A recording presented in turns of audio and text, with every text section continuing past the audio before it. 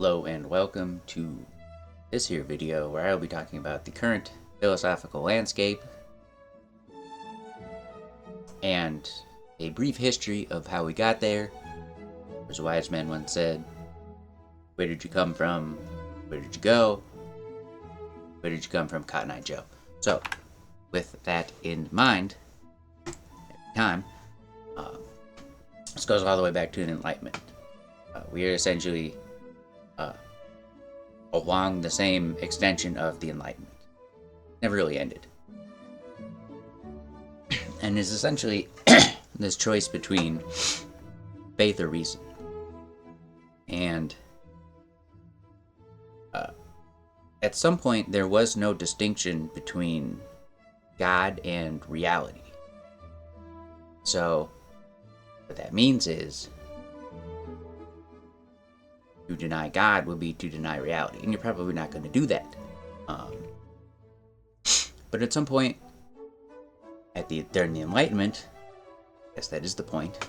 During the Enlightenment, there was this separation of the two ideas, and this created a gulf between them. And eventually, someone like Kierkegaard saw the gulf between these two ideas and essentially likened living existence, I guess, as traveling through a maze. You can turn left, you can turn right. One of those will lead you closer to the exit, one of them will lead you further. So it comes down to this idea that there are better and worse choices. And he likens it to this idea of the aesthetic versus the ethical. But his idea is that at all points you're choosing. And most people have no idea how many choices they make. And they sure as heck do not know why they are making the choices. Then we get to Nietzsche. He essentially sees the exact same picture, only this schism has evolved. The distance between the two has become so great as to open up the pit of nihilism. We have abandoned faith as the primary societal mechanism upon which the whole thing is psychologically based. And essentially we have... So if you're in a maze, there is no exit. Or at least you have functionally no ability to get to the exit. Then there are no better or worse choices. And that has a lot of serious psychological implications. Because if you give people an excuse to say that what they do doesn't matter, then this will allow them to do things that are not conducive to society. But I think there's an interesting, there's an interesting note through the history of philosophy when it comes to this idea of Athens versus Jerusalem, in that it's this, they aren't necessarily creating the idea, they're simply describing what they see, which means that there's something out there to see. And so where does it exist? And so if you have this idea of no absolute truth, there's only perspective, that is functionally what special relativity says, with the exception that the speed of light is an absolute truth. So we do at least have one absolute fact, one objective fact in this reality, in the universe, and that is the maximum speed of light. But even if you don't realize it, did he simply extract this concept from the sort of system of reality as James Baldwin put it. Um, and like, is that where he got the idea? And so this kind of leads into Freud's idea of the subconscious. Um, and, it's definitely, obviously true that most of what our brain does is hidden from us. Your consciousness is just the UI. Most of it is happening without your awareness. Like, you're not telling your heart to beat. You're not telling your intestines to squeeze in such a way, activate in such a way as to digest food. Um, and so essentially, what your subconscious exists to do is to filter out information. And just think of nose blindness. I mean, the smell's still there, you just don't smell it. So, certainly, your brain has the ability to make to obscure things from your consciousness quite easily. But what's really interesting is that Freud realized that these steps are discernible from a third party. So you can just picture it like, guy shows up, doctor, I feel miserable. I mean, I can't eat, I can't sleep, I'm yelling at people all the time. Like, what's going on? So it's just like, come in, sit down, tell me about your day. So after a week, he's just like, damn, that sure talks about his mom a lot. And so in the 70s, I guess, maybe 60s. Anyway, Michel Foucault, he essentially is the next iteration of this Enlightenment trend.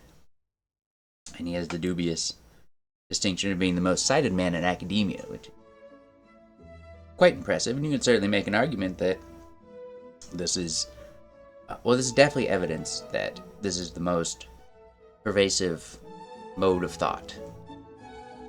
This is the system of Western reality. And its prime perspective is power. So, everything is power. Religion is, the church is not a religious institution. It's an institution of power. Government is not a bureaucratic institution. It's an institution of power. Homeowners Association is not a community institution. It's an institution of power. And it's not that he's wrong. It's different. That there are very obvious problems with this. And it is essentially turned into, quite obviously, the oppressor versus oppressed system. Where, if you think of power as a means for exploitation, then you very directly get to oppression.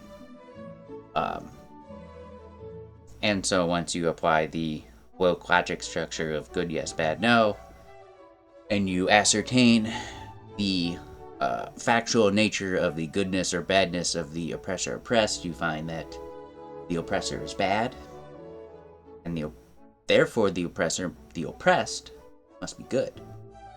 Because good yes, bad no, you do not want to be the oppressor, you want to be the oppressed.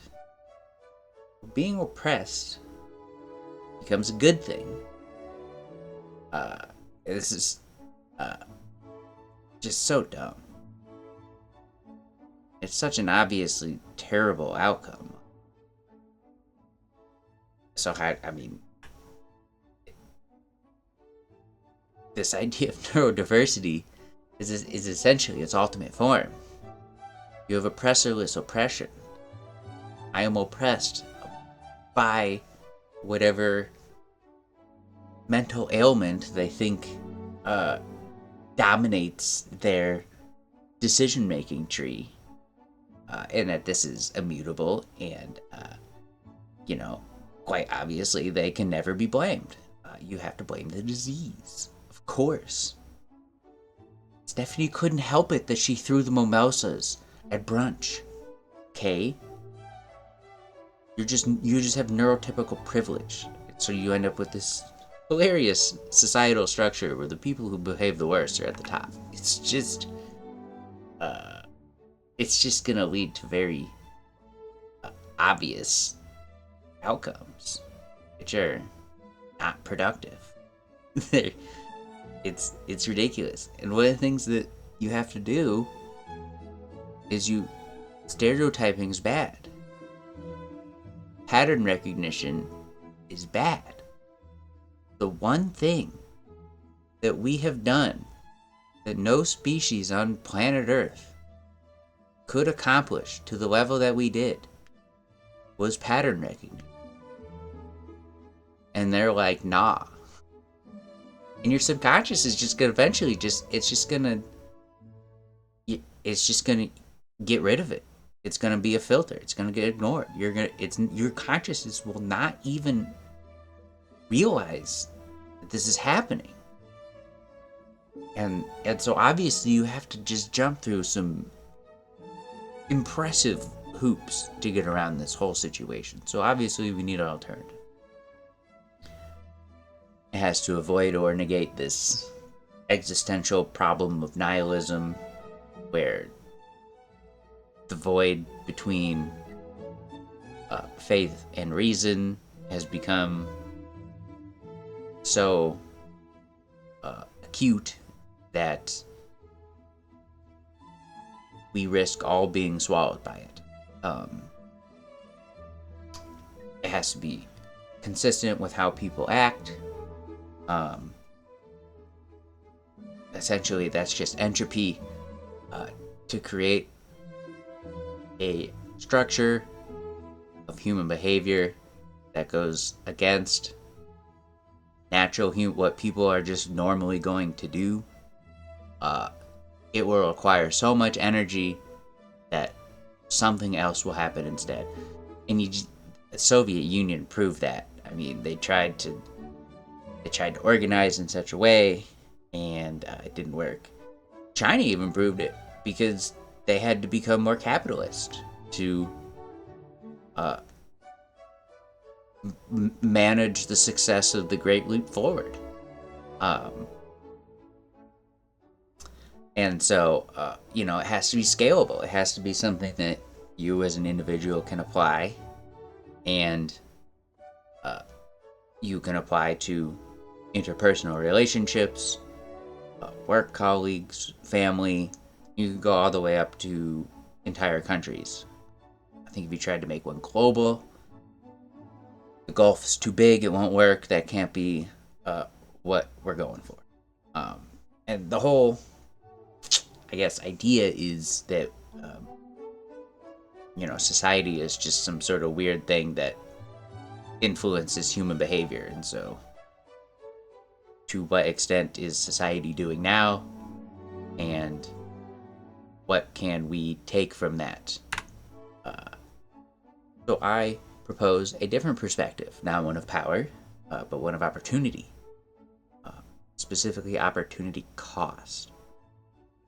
And so the whole idea is that nothing is free. Essentially, it's entirely based off of the action consequence idea, where every action must have a consequence by definition. So essentially, there are no can'ts. Like, it's not like you can't drive without a license. You certainly can. There just will be consequences to it. It is impossible to know exactly what those consequences will be, because we are ultimately in a maze. We don't know what's around the corner until we turn the corner. And we certainly don't know where it's going until we have seen where we've been.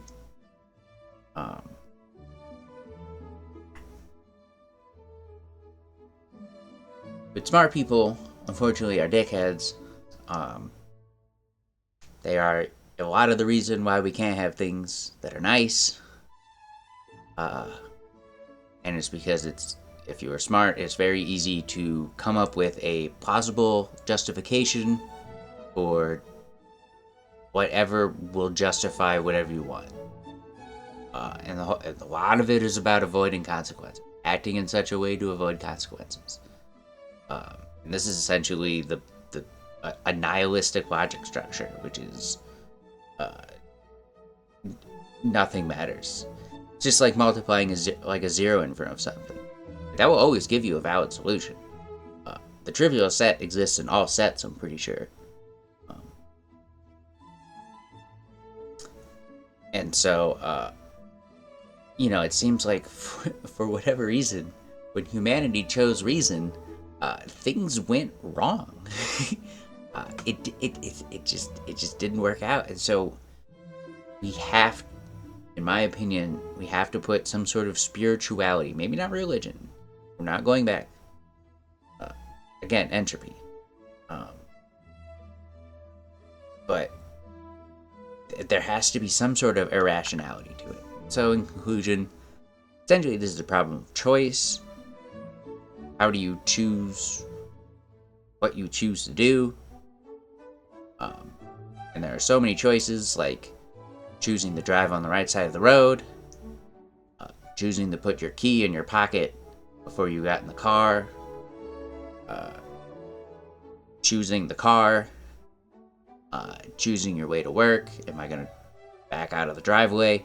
Am I going to put the car in drive and just go through the fucking front wall? So many choices that we don't even know we're making.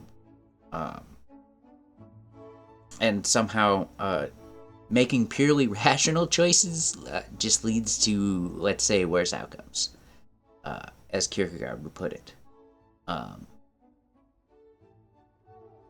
Because Nietzsche's right, like, there is no end to the maze, and so there are no better choices. There just are choices that have one set of consequences and one set of choices that have another set of consequences, like driving through your front wall. And so you need to create some sort of third party arbiter to hold you accountable, even when you can't, to promote you holding yourself accountable. That's essentially what it is. And honestly, what I'm pitching is just basically karma. Like, let's be honest here. Like, that's all it is. And so, put that in your pipe and smoke it. Thank you. Bye.